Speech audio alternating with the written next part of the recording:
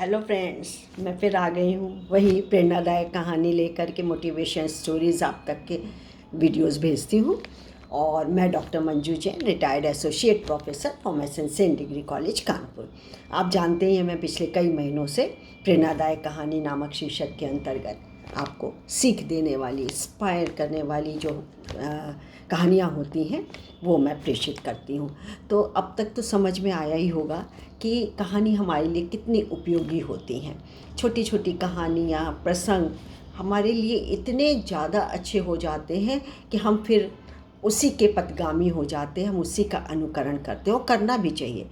क्योंकि समाज के लिए कुछ हमारे जो है ना सोशल नॉर्म्स होते हैं तो होते ही हैं, जो कि कानून के द्वारा होते हैं, लेकिन कुछ सोशल कैरेक्टरिस्टिक्स ऐसी होती है जिसको कि हम सबको अपनाना बहुत ज़रूरी होता है। उदारता है, सहानुभूति है, या त्याग की भावना है, दान पुण्य करना है, जीवों पे दया करना है, अहिंसा करना है, हिंसा नहीं करनी है।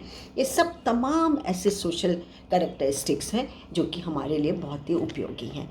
तो चलिए, आज भी मैंने इसी कड़ी में आपके लिए एक स्टोरी सोच के रखी हुई है। कहानी का शीर्षक है ईमानदारी।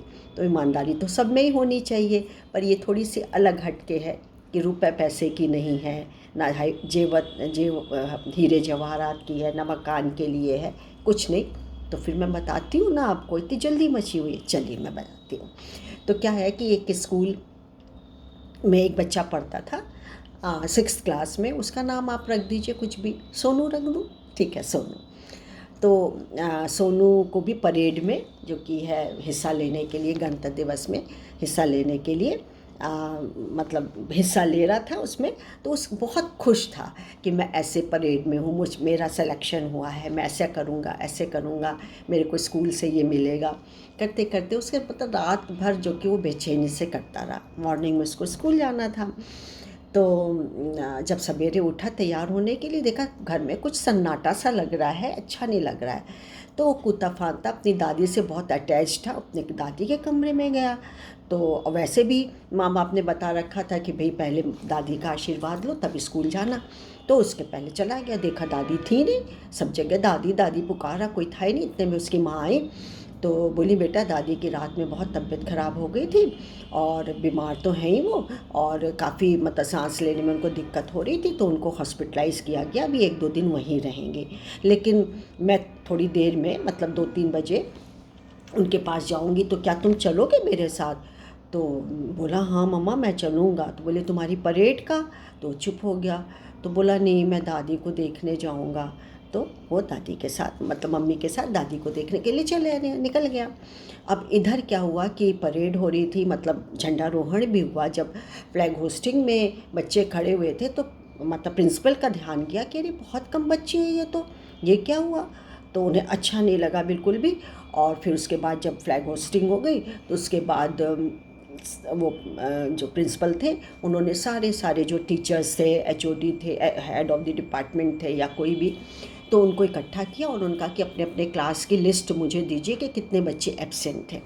उन्होंने लिस्ट देखी तो सबसे ज़्यादा एब्सेंट बच्चे 6th क्लास यानी सोनू के क्लास के थे। उन्हें बिल्कुल अच्छा नहीं लगा। वो दनाते हुए 6th क्लास में सबसे पहले गए, बोले पहले इस पे निपट लेते फिर दूसरे क्लास में जाएंगे। तो वहाँ चले गए, देखा तो बच्चे उनको देख के खड़े हुए और फिर उन्होंने सवाल लागा कि तुम लोग कल कहाँ थे, क्यों नहीं आए, बहुत बुरी बात है और इसकी सज़ा मिलेगी तुम्हें।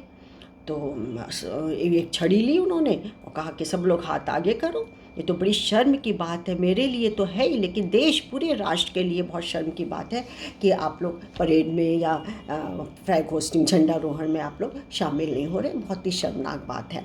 और आप लोग सब लोग वादा करिए कि अगले साल ऐसा नहीं होगा, और यदि हुआ तो मैं उसी समय उस बच्चे का नाम रजिस्टर से काट दूंगा, वो बच्चा मेरे यहाँ नहीं पढ़ पाएगा, आपकी मर्जी जहाँ जाइए।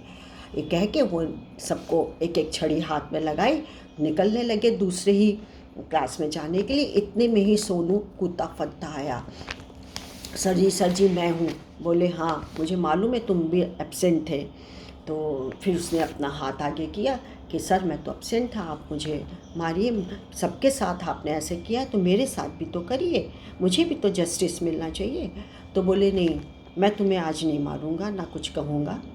मुझे उन लोगों को ज़्यादा मारना था जिन्होंने मुझसे झूठ बोला था और मैंने पता लगाया था वो झूठ बोल रहे हैं, लेकिन तुम्हारा कारण भी पता है। और दूसरा, तुमने बहुत ईमानदारी के साथ बताया कि मैं भी कक्षा में उपस्थित नहीं था, ठीक है।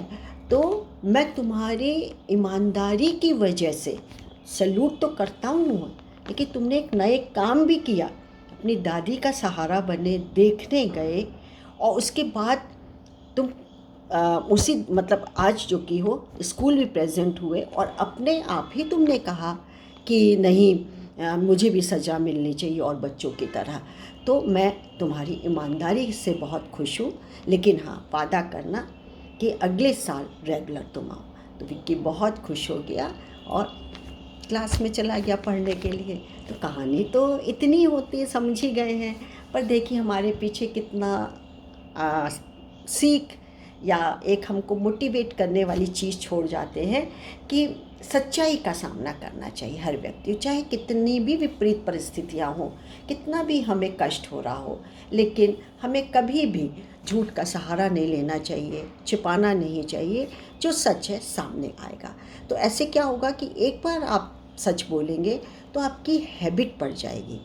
आपको जब एप्रिसिएशन भी मिलता है कि हाँ ये इसने सच बोला है, तो आप क्या है उसमें प्लेज़र मिलने लगता है। यानी आपकी हैबिट और प्लेज़र दोनों साथ साथ चलते हैं। किसी को बुरे काम में प्लेज़र आता है तो वो बुरा काम करता चला जाता है, लेकिन उसको दंड भी भुगतना पड़ता है। पर यदि आपने कुछ सोशल क्वालिटीज़ हैं तो आपको दंड नहीं दिया जाता, बल्कि आपको सम्मान से सर्टिफिकेट के द्वारा, शाबाशी के द्वारा, आपकी पीठ ठोक करके आपको आपकी सराहना की जाती है। तो क्यों ना हम भी ऐसा ही करें। तो दोस्तों, मेरी कहानी यहीं समाप्त हुई है। आप शेयर और लाइक करना नहीं भूलिएगा। तब तक के मुझे आज्ञा दीजिए। नमस्कार। Thank you.